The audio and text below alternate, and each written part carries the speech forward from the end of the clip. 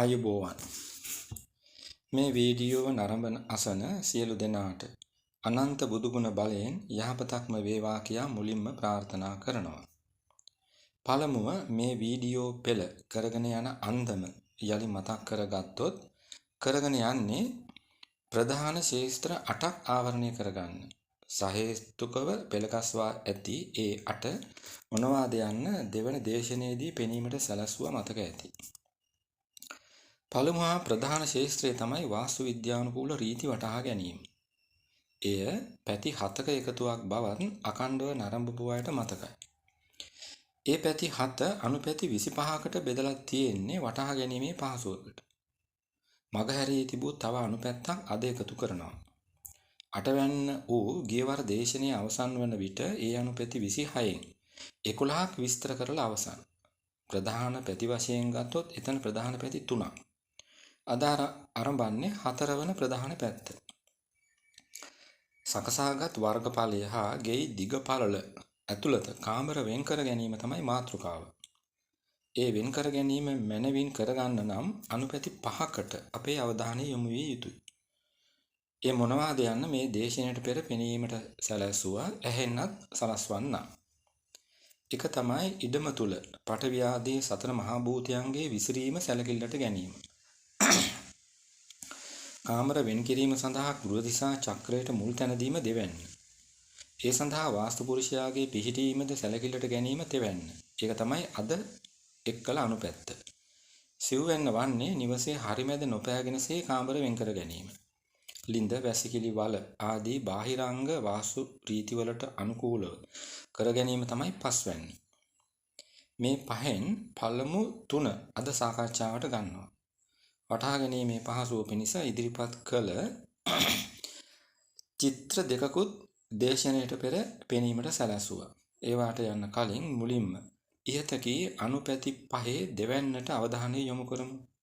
දෙවැන්න තමයි ගෘහ දිසා චක්‍රය.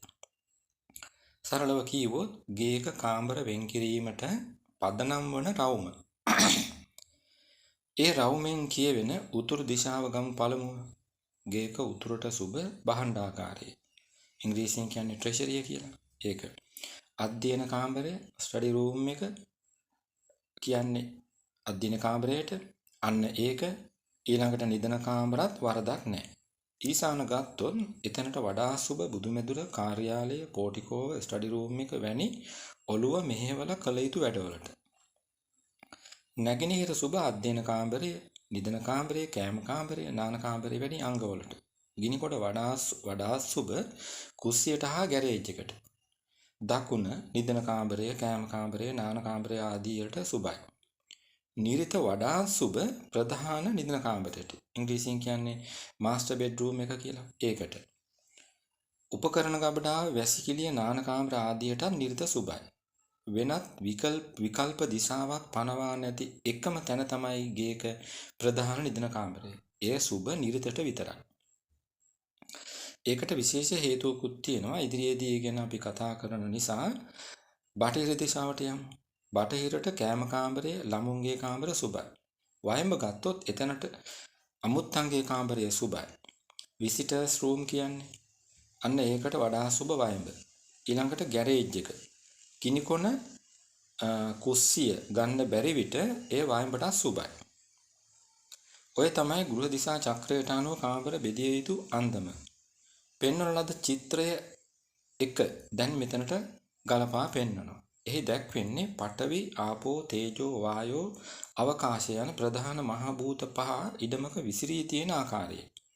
කොහොමද විසිරලා තියෙන්නේ? ඉඩමක නිරිතය තමයි පඨවියේ වැඩිපුර විසිරලා තියෙන්නේ. තේජෝව ගිනිකොනේ, ආපෝව ඊසානේ, වායෝව වයඹි, අවකාශය තමයි මැද. මෙය බෞද්ධ දර්ශනයේ විවරණයක් නෙමෙයි. ඒකත් මුලින්ම කියන්න වෙනවා.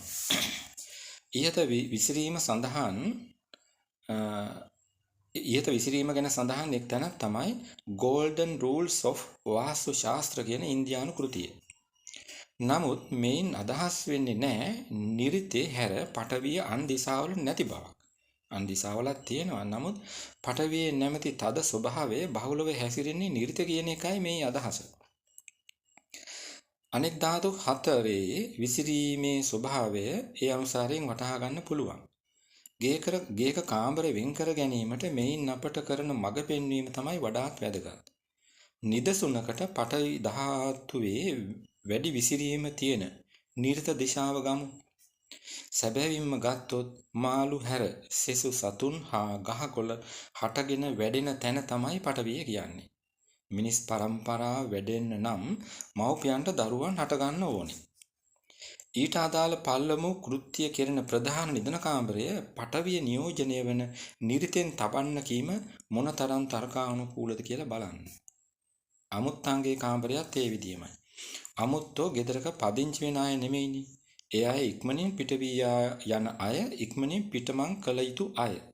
ඒ සඳහා වැඩිම චලන ශක්තිය තියෙන මහා භූතය තමයි වායෝව. චිත්‍රය එක ඔස්සේ ඉහත පැහැදිලි කළ අන්දමට වායෝව වැඩිපුරම විසිරලා තියෙන්නේ වයඹෙනේ. අන්න ඒකයි වයඹට අමුත්තන්ගේ කාමරේ තබන්න කියලා තියෙන්නේ.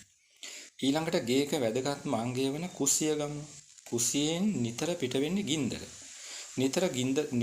නිතර ගින්දර පිට වෙන කුස්සිය ජලය බහුල ඊශානයේ ස්ථානගත කළොත් හරියයිද? නෑනේ. ඔන්න ඔය නිසා තමයි කුස්සිය තැබිය යුතු ප්‍රධාන දිශාව ලෙස ගිනිකොන නම් කරලා තියෙන්නේ. ගරාජ් එකත් ඒ විදියමයි. ගරාජ් එකේ නතර කරලා තියෙන වාහනයක් ස්ටාර්ට් කරනකොට ඒකෙන් පිට වෙන්නේ ගින්දර. අන්න ඒ නිසා තමයි ගරාජ් එකත් ගිනිකොනට ගන්න කියලා තියෙන්නේ. ගිනිකොනට අපහසු නම් ඒ දෙකම වයඹට ගන්න කියලා තියෙනවා. වයඹට ගන්න කියන හේතුවකුත් තියෙනවා.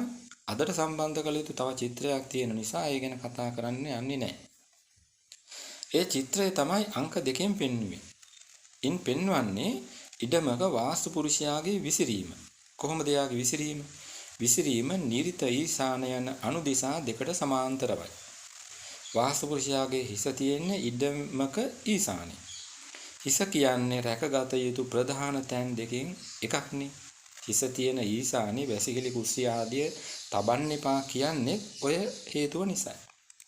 වැඩි ඕනේ නැහැ. කාක්කෙක් අපේ හිසට මල පහ කරපු අවස්ථාවක් ගන්න.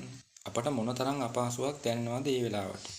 ඊශානයේ වැසිකිලි කුස්සි තනා දිනපතා ජීවිත කාලය පුරාවට ඒව පාවිච්චි කරනකොට වාස්තු පුරුෂයාට කොහොම දැනෙනව ඇද්ද? මේවා අපේ ඇස කන ආදියට වහා ගෝචර නුනට නුවණින් වටහා ගත යුතු තැන්. ඔය නිසාම තමයි ඊශානයේ වැසිකිලි කුස්සි තියෙන ගෙවල් වල හැමදෑම අඩදබර තියෙන්නේ. ආදායම බිඳ වැටෙන්නත් ඒක හේතුවක්. ශරීරයේ නැමැති මම කියා අර්ථ ගන්නවන මේ බඹයෙන් රැකගත යුතු දෙවන ප්‍රධාන තැන තමයි හදවත. පපුව. චිත්‍රය එකට අනුව පපුව තියෙන්නේ අවකාශ ධාතුවේ. වාස්තු පුරුෂයාගේ පැතිරීම පැත්තෙන් ගත් විට ඔහුගේ හදවත තමයි ගේක මැද. ඒ මැදට බරින් වැඩි කුළුණු ආදී අංග ගන්න එපා කියන හේතුව දැන් වැටහිය යුතුයි. ඍෂිවරුන්ට පසු ඉන්දියාවේ හිටපු වාස්තු පඬිවරයෙක් තමයි බී.වී. රාමන් කියන්නේ. එතුමාගේ පුතෙක් ඉන්නවා බී. නිරංජන් බාබු කියලා. එයා ලෝක පුරා යමින් ගවේෂණයක් කරලා ලියපු පොතක් තියෙනවා. ඒට අනුව හෘද රෝග වලින් වැඩියෙන්ම මිය ගිහින් තියෙන්නේ gedara මැද පෑගෙන හා මැදට අධික බරක් ආපු ගෙවල් වල අය. මේ ඔස්සේ තව බොහෝ දේ කතා කරන්න පුළුවන්. නමුත් කාලේ මැදි නිසා අද දින දේශනය මින් නිම කරනවා. වාස්තු රීතිවල 4 වන පැත්තට අයත් අනුපැති 3ක් අද දේශනයෙන් අවසන් කළා. ඉතිරි අනුපැති 2 ඊළඟ දේශනයෙන් පැහැදිලි කරනවා. මේ කෙටි දේශන මාලාවෙන් සමාජයට ලෝකයාට යහපතක් වෙයි කියලා වැටහෙනවා නම් අන් අයටත් ඒ දැනුම බෙදා හදා ගන්න මේ වීඩියෝව ෂෙයා කරන්න.